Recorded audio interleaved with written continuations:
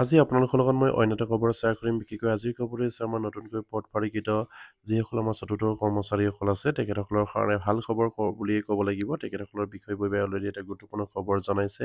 আৰু সেই খবৰটোত কি আছে নিশ্চয়কৈ মই আপোনালোকৰ লগত শ্বেয়াৰ কৰিম আপোনালোকে স্ক্ৰীনলৈ শেষলৈ ভিডিঅ'টো চাই থাকিব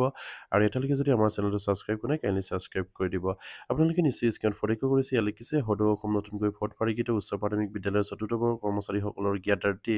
আজি মই আপোনালোকক জনাওঁ যে আমাৰ নতুনকৈ পদ পাৰিকৃত উচ্চ প্ৰাথমিক বিদ্যালয়ৰ চতুৰ্থ বৰ্গৰ কৰ্মচাৰীসকলৰ তৰফৰ পৰা মই মহিদুল কবিৰ আৰু আমাৰ তিনিজনীয়া যি সজাতি প্ৰতিনিধি দলৰ এটাই 14 তাৰিখৰ শুক্ৰবাৰে গৈ গুৱাহাটী দিছপুৰ ষ্টেডিয়ত জনতা জনভৱনত উপস্থিত হৈ সন্ধিয়া 4টামান বজাত অসমৰ শিক্ষা বিভাগৰ আয়ুক্ত সচিব শ্ৰীযুত নাৰায়ণ কোঁৱৰ মহাশয়ক সাক্ষাৎ কৰি লগতে সেইদিনাখনেই আমাৰ মাননীয় শিক্ষামন্ত্ৰী ডক্টৰ ৰণোজ পেগু ডাঙৰীয়া মহোদয়ক সাক্ষাৎ কৰি আমাৰ ৰেগুলাৰ ফেয়াৰ কাৰণে নাইবা ৰেগুলাৰ ফেয়াৰ ফাইলৰ প্ৰগ্ৰেছ কৰিবলৈ ফৰ্মেট অৰ্ডাৰ এটা উলিয়াই দিবৰ কাৰণে যি অনুৰোধ কৰিছিলোঁ নিশ্চয় আপোনালোকে স্ক্ৰীনত প্ৰত্যক্ষ কৰিছে যিহেতু আমাৰ যিসকল নতুনকৈ পদ পাৰিকৃত মধ্য ইংৰাজী বিদ্যালয়ৰ চতুৰ্থ কৰ্মচাৰীসকল আছে আৰু ইয়াৰ লগতে যিসকল আপোনাৰ কলেজলৈকে আদি যিসকল আমাৰ চতুৰ্থ বৰ্গৰ কৰ্মচাৰীসকল আছে সেইখিনিক ৰেগুলাৰ পে দিবৰ কাৰণে বা তেখেতসকলৰ পদবিলাক ৰেগুলাৰ কৰিবৰ কাৰণে এজন ৰেগুলাৰ কৰ্মচাৰীলৈ আপগ্ৰেড কৰিবৰ কাৰণে তেখেতসকলে এটা ফাইল যিখিনি শিক্ষামন্ত্ৰীলৈ অনুৰোধ কৰিছিলে বা তেখেতসকলে সেইখিনি এটা গুৰুত্বপূৰ্ণ এটা নথিচ তেখেতসকলে দিছিলে আৰু সেই নটিচৰ ভিত্তিত তেখেতসকলৰ যিখিনি ৰেগুলাৰ পে বা ৰেগুলাৰ পেৰ ফাইলৰ যিখিনি ফৰগ্ৰেছ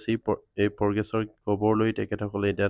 গম পাইছে যে তেখেতসকলৰ কামখিনি কিমান আগবাঢ়িছে আৰু সেইখিনি কথা কি ইয়াত উল্লেখ কৰিছে নিশ্চয়কৈ মই আপোনালোকৰ লগত শ্বেয়াৰ কৰিম আপোনালোকে স্ক্ৰীনলৈ শেষলৈ ভিডিঅ' চাই থাকিব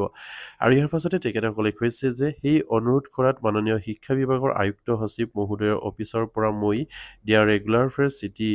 এই প্ৰচেছ কৰাই ছেকেণ্ডাৰী এডুকেশ্যন ডিপাৰ্টমেণ্ট হৈ এলিমেণ্টাৰী এডুকেশ্যন ডিপাৰ্টমেণ্টলৈ পঠিয়াই দিছে বুলি ইয়াত জানিব দিছে নিশ্চয়কৈ আমাৰ তেখেতসকলে যিখিনি ৰেগুলাৰ পে বা তেখেতসকলৰ ফৰ্ডবিলাক ৰেগুলাৰাইজ কৰিবৰ কাৰণে তেখেতসকলে যিখিনি ফাইল প্ৰচেছ কৰিছিলে সেই প্ৰচেছটো আমাৰ শিক্ষা বিভাগৰ আয়ুক্ত সচিবগৰাকীয়ে তেখেতসকলৰ যিখিনি ফাইল সেইখিনি ছেকেণ্ডাৰী এডুকেশ্যন ডিপাৰ্টমেণ্টৰ পৰা এলিমেণ্টাৰী এডুকেশ্যন ডিপাৰ্টমেণ্টলৈ পঠিয়াই দিয়াৰ কথা ইয়াত উল্লেখ কৰিছে আৰু অহা 4-5 দিনৰ ভিতৰতে সেই চিটিটোৰ ফাইললৈ ৰূপান্তৰিত হ'ব তেখেতসকলৰ যিখিনি চিটি সেই চিটিটো ফাইললৈ ৰূপান্তৰিত হৈ যাব বুলি ইয়াত উল্লেখ কৰিছে আৰু ইয়াতে স্নাতক মহাবিদ্যালয়কে ধৰি senior secondary junior college higher secondary আৰু 88 হায়াৰ ছেকেণ্ডাৰী আৰু হাইস্কুলকে ধৰি তৃতীয় আৰু চতুৰ্থ কৰ্মচাৰীসকলৰ প্ৰমুখ্যে আমাৰ উচ্চ প্ৰাথমিক বিদ্যালয়ৰ 1539জন চতুৰ্থ কৰ্মচাৰীসকলক লৈ সৰ্বমুঠ 3198 মানে 3189জন বিভিন্ন শিক্ষানুষ্ঠানৰ অনাশিক্ষক কৰ্মচাৰীসকলৰ ৰেগুলাৰ ফেয়াৰ ফৰ্মেট অৰ্ডাৰৰ কাৰণে ফাইল আকাৰত প্ৰচেছ হ'ব নিশ্চয়কৈ এটা গুৰুত্বপূৰ্ণ খবৰ বা ভাল খবৰ বুলি ক'ব লাগিব যিহেতু আমাৰ চতুৰ্থ কৰ্মচাৰীসকলৰ যিখিনি তেখেতসকলে ৰেগুলাৰ ফেয়াৰ কাৰণে যিখিনি তেখেতসকলে আবেদন কৰিছিলে সেই আবেদনৰ যিখিনি চিটি সেইখিনি তেখেতসকলৰ ফাইল আকাৰে প্ৰচেছ হ'ব বুলি ইয়াত উল্লেখ কৰিছে আৰু যদি ফাইল আকাৰে তেখেতসকলৰ সেইখিনি যদি অৰ্ডাৰ প্ৰচেছ হয় তেনেহ'লে নিশ্চয়কৈ তেখেতসকলৰ ৰেগুলাৰ ফেয়াৰ পাবলৈ সক্ষম হ'ব বা তেখেতসকলৰ ফৰ্ডবিলাক হয়তো ৰেগুলাৰাইজ কৰা হ'ব আৰু সেইকাৰণে অহা 4 তাৰিখৰ পাছত আমি আমাৰ ৰেগুলাৰ ফেয়াৰ ফাইল প্ৰচেছৰ পাছত উঠি ফুৰি লাগি থাকিব লাগিব তেতিয়া আমি সফল হ'ব পাৰিম আৰু সেইকাৰণে আমাৰ সতীৰ্থ সহকৰ্মীসকলক আপোনালোকৰ সহযোগ সদায় মই কামনা কৰিলোঁ ইটো নেতৃত্ববিজ্ঞ হৈ মহিদুল কবিৰ সাধাৰণ সম্পাদক সদৌ অসম নতুনকৈ পদ পাৰিকৃত মধ্য ইংৰাজী বিদ্যালয়ৰ চতুৰ্থ কৰ্মচাৰী সন্তান নিশ্চয়কৈ তেখেতসকলে সেইখিনি কথা ইয়াত উল্লেখ কৰিছে যে যিহেতু অহা 4 জুনৰ তাৰিখৰ পাছত তেখেতসকলে সেইখিনি ফাইলৰ লগত লাগি থাকিব লাগিব অন্যথা তেখেতসকলৰ যিখিনি প্ৰচেছ সেইখিনি হয়তো দেৰি হৈ যাব পাৰে বুলি ইয়াত উল্লেখ কৰিছে আৰু সেই 4 তাৰিখৰ পাছৰ পৰা তেখেতসকলে যদি লাগি থাকে তেনেহ'লে নিশ্চয়কৈ তেখেতসকলৰ যিখিনি প্ৰচেছ ৰেগুলাৰ ফেয়াৰ যিখিনি প্ৰচেছ বা তেখেতসকলক ৰেগুলাৰ কৰিবৰ কাৰণে যিখিনি প্ৰচেছ হৈ আছে সেইখিনি হয়তো অতি সোনকালে হৈ যাবলৈকো আছে বুলি ইয়াত উল্লেখ কৰিছে আৰু নিশ্চয়কৈ অসম চৰকাৰে আমাৰ শিক্ষা বিভাগত নিযুক্তিৰ সময়ৰ পৰা পাৰিক্ষণৰ 2021 চনত যিখিনি ফাৰ্ডিকিত কৰিলে সেই ফাৰ্ডিকিত আইনৰ মতে যিবিলাক আমাৰ পদ প্ৰভিঞ্চিয়েলাইজ কৰিলে বা পদ ফাৰ্ডিকৰণ কৰিলে সেই সকলোবিলাকেই যেন সমস্যাৰে জড়িত হৈ আছে কাৰণ তেখেতসকলক ফিক্স পে কাৰোবাক টিউটৰ হিচাপে প্ৰভিন্সিয়েলাইজ কৰি বা পাৰ্টিশন কৰি বহুতো সমস্যা সৃষ্টি কৰি ৰাখিছে আপোনাৰ শিক্ষককে আদি কৰি আপোনাৰ অনাশিক্ষক কৰ্মচাৰীকে ধৰি আপোনাৰ চতুৰ্থ কৰ্মচাৰীসকলৰ যিমানখিনি আমাৰ পাৰ্টিকৃত কৰ্মচাৰী আছে সেই সকলোবিলাকৰ মাজত যেন অসম চৰকাৰে এটা তেখেতসকলৰ যিখিনি সমস্যা সেই সমস্যাবিলাক সৃষ্টি কৰি তেখেতসকলৰ পদ ফাৰিকিত কৰা হৈছিলে আৰু সেইবাবেই সেইসকল কৰ্মচাৰীয়ে এতিয়া তেখেতসকলৰ সমস্যাখিনি ভুগিবলগীয়া হৈছে অসম চৰকাৰে যিখিনি ভুল কৰি পদ ফাৰিকিত কৰিলে সেই ভুলৰ পৰিণাম এতিয়া সেইসকল কৰ্মচাৰী ভুগিবলগীয়া হৈছে এজন চতুৰ্থ কৰ্মচাৰীসকলক তেখেতসকলে যিখিনি কোৱালিফিকেশ্যন লাগে আপোনাৰ এজন ৰেগুলাৰ বা তেখেতসকলৰ যিখিনি এজন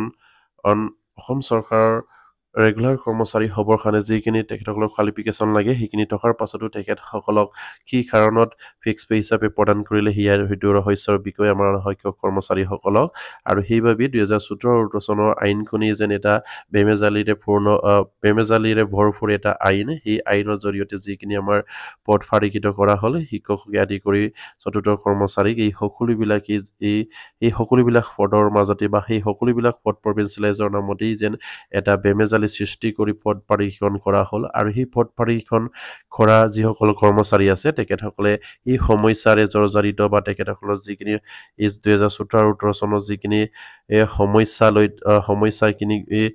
লৈ তেখেতসকলৰ যিখিনি কৰ্মচাৰী আছে সেই কৰ্মচাৰীবিলাকে ভুক্তভোগী হ'বলগীয়া হৈছে 2017 চনৰ আইনৰ যিখিনি পাৰীক্ষণ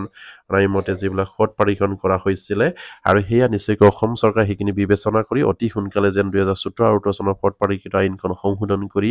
এই সকলোবিলাক যিখিনি সমস্যা আছে আমাৰ সেই সকলো কৰ্মচাৰীৰ সেই সকলোবিলাক সমাধান কৰি টিউটৰৰ পৰা আদি কৰি যিবিলাক অনাশিক্ষক কৰ্মচাৰী আছে সেই সকলোবিলাক সমস্যা সমাধান কৰি যেন তেখেতসকলক অসম চৰকাৰৰ এজন ৰেগুলাৰ শিক্ষক কৰ্মচাৰী হিচাপে বা তেখেতসকলক ৰেগুলাৰ অনাশিক্ষক কৰ্মচাৰী হিচাপে যেন অতি সোনকালে তেখেতসকলৰ পদবিলাক আপগ্ৰেড কৰে এই আশা কৰিলোঁ আৰু প্ৰতিগৰাকী অনাশিক্ষক কৰ্মচাৰী যাতে নেকি এইখিনি খবৰ পায় আপোনালোকে শ্বেয়াৰ কৰি দিব আৰু এতিয়ালৈকে যদি আমাৰ চেনেলটো ছাবস্ক্ৰাইব কৰে কেলে ছাবস্ক্ৰাইব কৰি দিব নমস্কাৰ জয় অসম